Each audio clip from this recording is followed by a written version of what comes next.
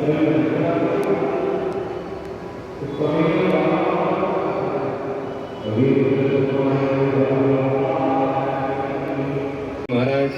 तब से क्रिकेट का गेम शुरू हुआ तो महाराज खेल में शर्त रखी गई, बोले सब धीरे धीरे टोल मारना और जो गेंद काली दह में गिराएगा वही लेके आएगा। सबने तो धीरे धीरे बल्ला चलाया और कन्हैया तो चाहते थे कि गेंद गिरे, ऐसा बल्ला चलाया कि गेंद काली दह में गिरा दी और जैसे काली दह में गिरी तब तो क्या कहना।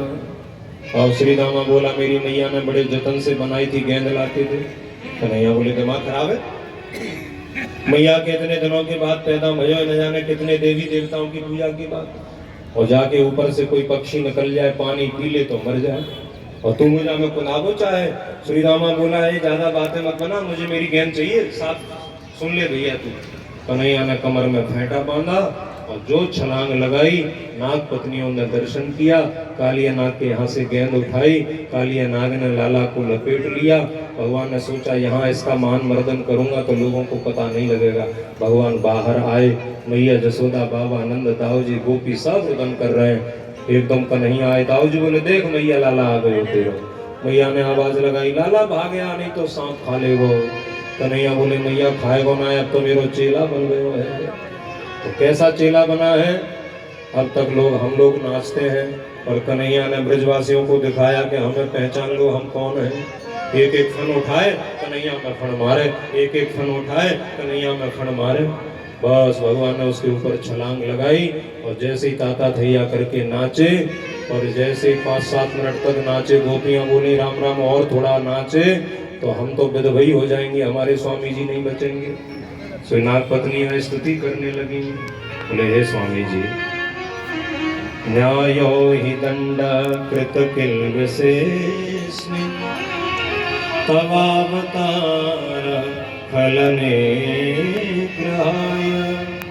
आज हमें ऐसा लगता है कि हमारे स्वामी जी कोई पूर्व जन्म में बहुत तप किए। यदि तप न किए होते तो आपके चरण कोई साधारण है क्या, बताओ आप। ये आपके दोनों चरणों की कृपा रामावतार में या तो केवट को मिली या कृष्णावतार में हमारे स्वामी कालिया नाग को मिली है। बताओ भैया, ये दोनों चरण आपने हमारे स्वामी जी के मस्तक पर पधरा दिए। वो स्वामी जी ने लिखा है सुन केवट के बैन प्रेम लपेटे अटपटे बेहसे करुणा ऐन चितय जानकी लखन तन। तो भगवान लक्ष्मण और जानकी जी की तरफ दृष्टि डाल करके हंस रहे हैं। तो ये जानकी जी और लक्ष्मण जी की तरफ क्यों चिते, केवट चरण धो रहा है। तो भगवान मानो लक्ष्मण जी से कहते हैं, बोले लक्ष्मण ये वही चरण है जब मेरा विवाह हुआ था, सीता जी आई थी तो तुम में और सीता में झगड़ा हो गया था। तुम कह रहे थे बोले भैया के चरणों की सेवा मैं करूंगा और सीता जी कह रही थी कि अब मेरे पति हैं इनकी सेवा मैं करूंगी। तो मैंने निर्णय दिया था कि एक चरण की सेवा सीता जी करें और एक चरण की सेवा भैया लक्ष्मण करें। पर देखो तुम दोनों के सामने तुम दोनों की प्रॉपर्टी पर केवट भक्त ने कब्जा कर लिया और तुम दोनों कुछ नहीं कर पाए। इसीलिए चितय जानकी लखन तन। तो जो दोनों चरणों की कृपा रामावतार में केवट को मिली वही कृष्णावतार में आपने हमारे स्वामी जी के ऊपर रख दिया। अब बताइए जरा। इसलिए हे प्रभु आपकी बड़ी कृपा। तो भगवान ने कहा बोले क्या चाहती हो, बोले न नाक पृष्ठम न च पारमेष्ठम। नाग पत्नियां कहती हैं हमें स्वर्ग के सम्राट का पद नहीं चाहिए, हमें परमेष्टि ब्रह्मा का पद नहीं चाहिए, तो तुमको क्या चाहिए। नाग पत्नियां बोले यत पाद रजः प्रपन्ना। बोले तुमने जो दोनों चरण हमारे स्वामी जी के मस्तक पर पधराए हैं बस वही चरण धूलि हमको भी थोड़ी दे दीजिए तो हमारा भी प्राणनाथ उद्धार हो जाएगा। इस तरह से भगवान कालिया नाग से बोले कालिया नाग जल्दी से ये काली दह को खाली कर दो। कालिया नाग बोला महाराज मैंने जाने का कई बार प्रयास, इंद्र की जो पूजा करेंगे वहाँ इंद्र वर्षा करेंगे, जो पूजा नहीं करेंगे वहाँ नहीं करेंगे। और मैंने सुना है कर्मणा जायते जंतु कर्मणैव विलीयते, जो व्यक्ति जैसा कर्म करता है उसको फल मिलता है। इसलिए बाबा ये इंद्र जी बीच में कहाँ से आ गए। लाला तेरी अटपटी बात समझ में ना आवे, बता तू क्या कहना चाहे। बोले बाबा तुम्हें पता है ब्रज को पुरानो देवता कौन है। लाला मुझे तो पता ना है, हम तो इंद्र की वर्षों से पूजा कर रहे हैं। बोले ब्रज को पुरानो देवता है गिरि गोवर्धन। एक बार मेरी प्रार्थना है कि आप इंद्र की पूजा को छोड़ करके गिर गोवर्धन की पूजा कर लो।